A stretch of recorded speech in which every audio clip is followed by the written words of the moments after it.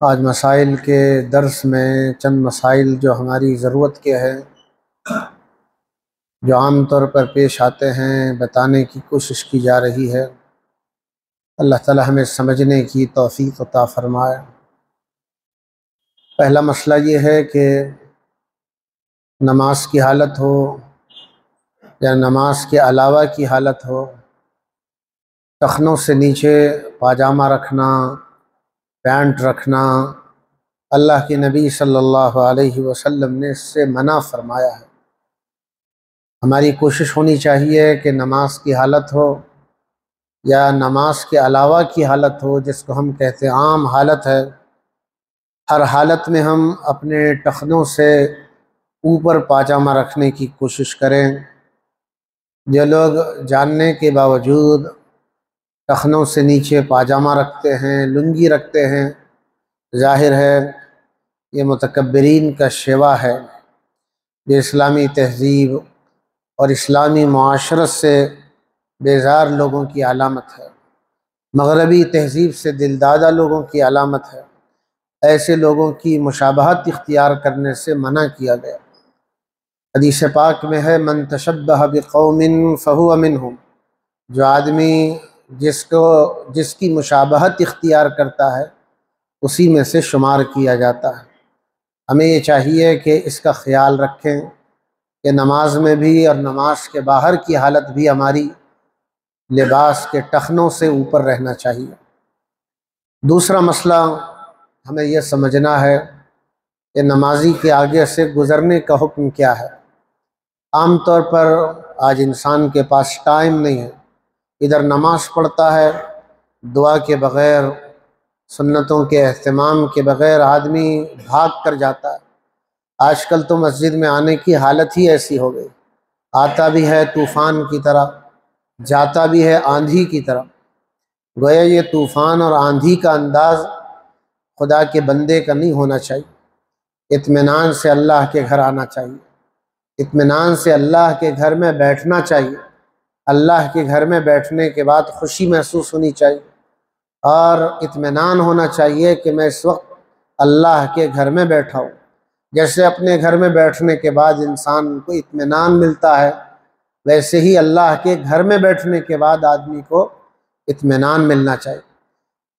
لیکن یہ مسئلہ کہ نمازی کے سامنے سے گزرنے کے بارے میں فقہا نے لکھا ہے کہ یہ منع کر دیا گیا ہے، یہ سخت گناہگار آدمی ہے جو آدمی نمازی کے سامنے سے گزرتا ہے۔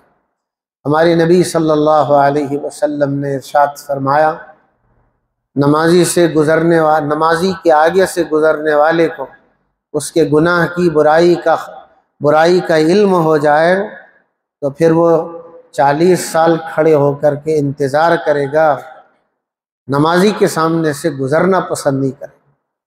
البتہ فقہا نے اس کی تفصیلات لکھی ہے، مسجد چھوٹی ہے تو کیا حکم ہے، بڑی ہے تو کیا حکم ہے۔ مسجد چھوٹی سی ہے، ظاہر ہے گزرنا نہیں چاہیے، آڑے گزرنے کے بجائے انتظار کرنا چاہیے، پھر گزرنا چاہیے۔ لیکن بعض مسجدیں بڑی ہوتی ہیں، 24 گھنٹے نمازی آتے جاتے رہتے ہیں، ایسی جگہوں سے پھر حکم دیا گیا کہ اتنے آگے سے گزر جائے کہ نمازی اپنی نگاہ سجدے کی جگہ رکھے تو پھر اس تک اس کی نظر نہ جائے۔ حکم تو یہی ہے کہ قیام کی حالت میں آدمی سجدے کی جگہ رکھے، اگر آسمان کی طرف رکھے گا تو پھر کیا ہوگا؟ ظاہر ہے گزرنے والے گزریں، لیکن ایک بات اس کا بھی ہمیں خیال رکھنا چاہیے، مسجد چھوٹی ہو یا بڑی، میں سنت پڑھ رہا ہوں تو مجھے کہاں پڑھنا چاہیے؟ گزرنے کی جگہ لوگ نماز پڑھنے لگتے ہیں، یعنی نمازی کو بھی اس کا خیال رکھنا چاہیے کہ میں سنت کہاں پڑھنا چاہیے۔ ایسی جگہ ہم سنت پڑھتے ہیں جہاں سے عام طور پر آدمی کی گزرگاہ ہے، اس سے احتیاط کرنے کی ضرورت ہے۔ تیسرا مسئلہ ہمیں یہ سمجھنا ہے کہ نماز کی حالت میں اپنے کپڑوں کو درست کرنا۔ نماز میں ہم قیام کی حالت میں ہیں یا سجدہ جا رہے ہیں اور کبھی شلوار اٹھا رہے ہیں، کبھی پاجامہ اٹھا رہے ہیں، ہمیں اس کی بڑی احتیاط کرنے کی ضرورت ہے۔ اگر آدمی کو ضرورت ہے، مثال کے طور پر آدمی نے آستین چڑھا کر کے جلدی میں نماز چھوٹنے کے ڈر سے یا رکعت چھوٹنے کے ڈر سے جماعت میں شریک ہو گئے، اب اس کے ہاتھ چڑھے ہوئے ہیں، آستین کوہنیاں کھلی ہوئی ہیں، اب بہتر یہ ہے کہ وہ آستین کو اب نیچے کرے گا، لیکن کیسے کرے گا؟ عمل کثیر نہیں کرے گا۔ عمل کثیر کا معنی کہ دونوں ہاتھ کا استعمال کر کے آستین کو نیچے کرنے سے نماز فاسد ہو جاتی ہے۔ عمل قلیل کے ذریعے کرے گا، اور وہ بھی تھوڑا تھوڑا کرے گا، ایک ہی وقت میں وہ آستین نیچے نہیں اتارے گا، قیام میں تھوڑا، رکوع میں تھوڑا، پھر اس کے بعد کھڑے ہو کر جس کو ہم قومہ کہتے ہیں اس میں تھوڑا، سجدے میں تھوڑا، جلسے میں تھوڑا، گویا کہ آستین اتارنے میں بھی خیال رکھیں گے کہ عمل کثیر کے بغیر، اگر عمل کثیر یعنی عمل کثیر کا ایک مفہوم فقہا نے یہ لکھا ہے، دیکھنے والا یہ محسوس کریے نماز میں نہیں ہے، عام طور پر دو ہاتھ کا استعمال اس طریقے سے کرنا جیسے عام حالات میں انسان اپنے کپڑوں کے درستگی کے لیے کرتا ہے، اگر عمل کثیر ہے تو پھر نماز فاسد ہو جائے گی۔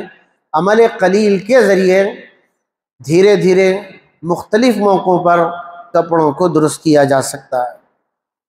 چوتھا مسئلہ ہمیں یہ سمجھنا ہے کہ معمولی درجے کے ڈریس میں نماز ادا کرنا کیسا ہے۔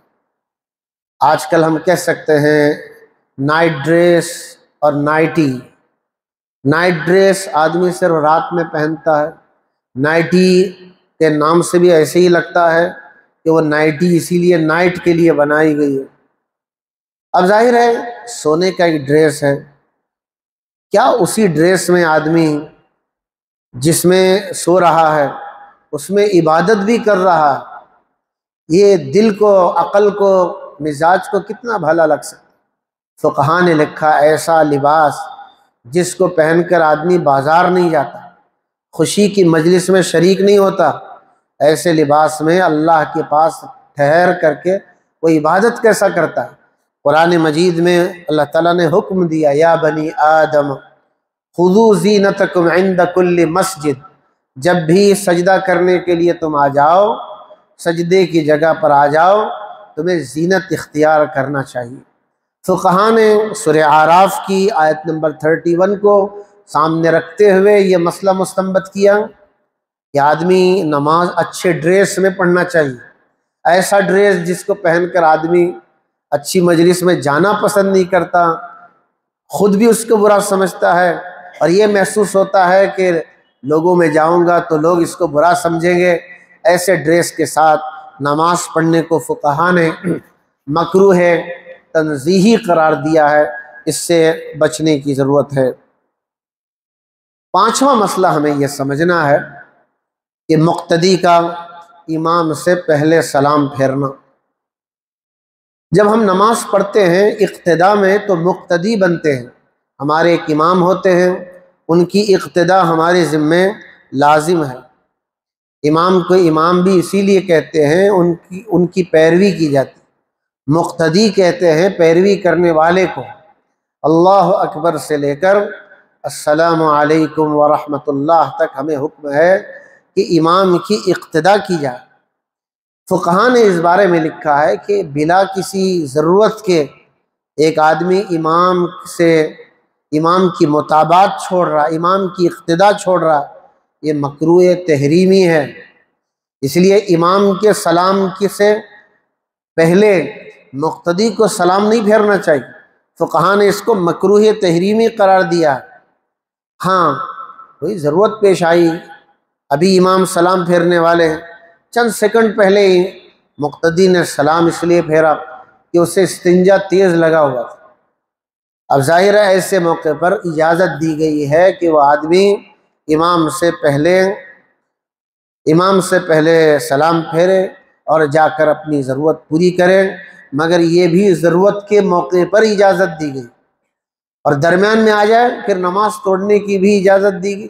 ظاہر ہے ایک آدمی کو شدید استنجا لگ گیا کہ وہ بے قابو ہو سکتا ہے، اندیشہ اس بات کا ہے کہ نماز کی حالت میں پیشاب مسجد میں ہو سکتا، ظاہر ہے ایسے حالات میں امام کی اقتداء توڑ کر کے ضرورت پوری کرنے کی اجازت دی گئی ہے۔ چھٹا مسئلہ ہمیں یہ سمجھنا ہے کہ بعض مسجدوں میں ٹوپیاں رکھی جاتی ہیں، پلاسٹک کی بھی، چٹائی کی بھی، لکڑی کی بھی، اور لوگ اس کو خرید کر کے ایصال ثواب کے طور پر مرحومین کے نام پر مسجدوں میں رکھتے ہیں۔ اور بعض ہمارے بھائی جن کو موبائل تو رکھ سکتے ہیں وہ جیب میں، مگر وہ ٹوپی نہیں رکھ سکتے۔ ظاہر ہے ایسے لوگ آتے ہیں، سب سے پہلے وہ ٹوپی تلاش کرتے ہیں، ایسی چٹائی والی اور پلاسٹک والی ٹوپی پہن کر نماز پڑھتے ہیں۔ دور حاضر کے فقہاء نے اس مسئلے کو بیان کیا ہے، فرمایا کہ جو آدمی مسجد کے میں آ کر پلاسٹک کی اور وہ لکڑی کی چٹائیوں والی ٹوپیاں پہن کر نماز پڑھتا ہے، فقہاء نے اس کو مایوس سمجھا ہے۔ ایسی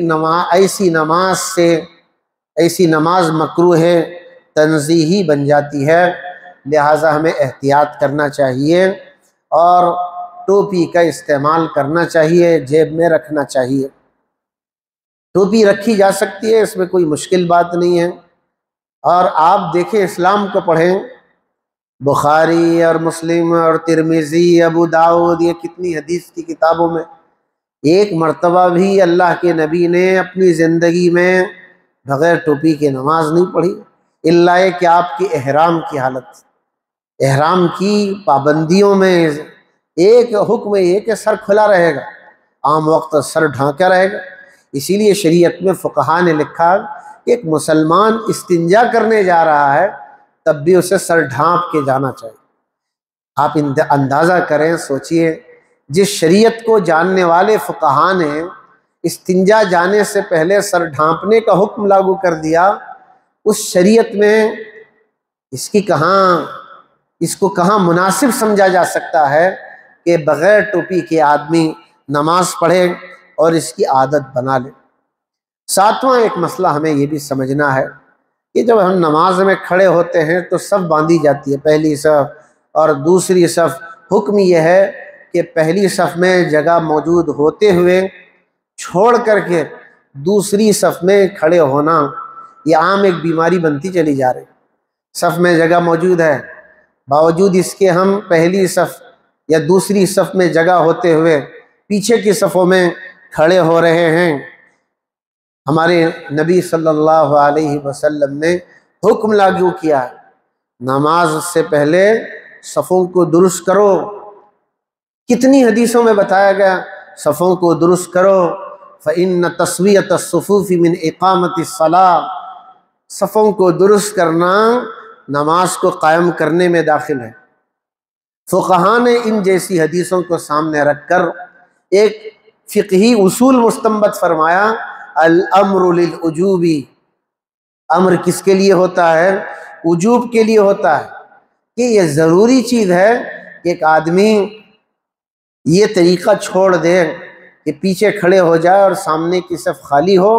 اسے چاہیے پہلے پیچھے کی صفیں پر کریں گے، بعد میں سامنے کی صف پوری کی جائیں گی۔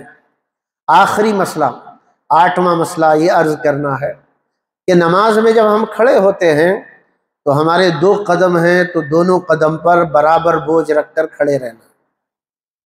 بعض لوگ 1 قدم پر بوجھ رکھتے ہیں اور 1 قدم ڈھیلا رکھتے ہیں، اور کبھی 1 قدم پر بوجھ رکھتے ہیں تو کبھی تھوڑی دیر کے بعد دوسرے قدم پر رکھتے ہیں۔ فقہاء نے اس کو بھی مکروہ قرار دیا، بشرطے کہ آدمی معذور ہے، مجبور ہے، زخمی ہے، کوئی اور زخم آیا ہوا ہے، اس وقت مجبوری کے حالات میں پرمیشن، اجازت الگ چیز ہے۔ ایک آدمی کے بدن میں پیر کے کسی ایسے حصے میں پھوڑا آیا ہے جس کی وجہ سے وہ پیر زمین پر پوری طور پر ٹیک نہیں سکتے، کھڑے ہو کے نماز پڑھتا ہے، تو یہ تو بڑی سعادت کی بات ہے کہ ایک پیر پر بوجھا رکھا ہے۔ کیوں رکھا ہے؟ مجبوری کی وجہ سے، معذوری کی وجہ سے اس کی اجازت ہے۔ لیکن فرض نمازوں میں آدمی اس کی عادت بنا لے رہا ہے، یہ اچھی بات نہیں ہے۔ چاہیے کہ دونوں قدموں پر برابر بوجھ ہونا چاہیے۔ البتہ بعض فقہا نے اس کی اجازت اس وقت دی ہے جب لمبی لمبی نمازیں پڑھی جا رہی ہیں اور ایک آدمی مشکل میں ہے، اسے کبھی ضرورت ہے موٹاپے کی وجہ سے، کمزوری کی وجہ سے، کبھی سیدھے قدم پر بوجھ رکھ رہا ہے، کبھی بائیں قدم پر بوجھ رکھ رہا ہے، ظاہر ہے نماز لمبی ہے، کمزوری مجبوری ہے، ایسے لوگوں کو اس کی اجازت دی گئی ہے۔ لیکن عام حالات میں مسلمان کو، نمازی کو یہی حکم دیا گیا ہے وہ دونوں قدموں کو برابر وزن کے ساتھ رکھ کر کے نماز ادا کرے گا۔ اللہ تعالی ہم سب کو سمجھنے کی توفیق عطا فرمائے، عمل کرنے کی توفیق نصیب فرمائے۔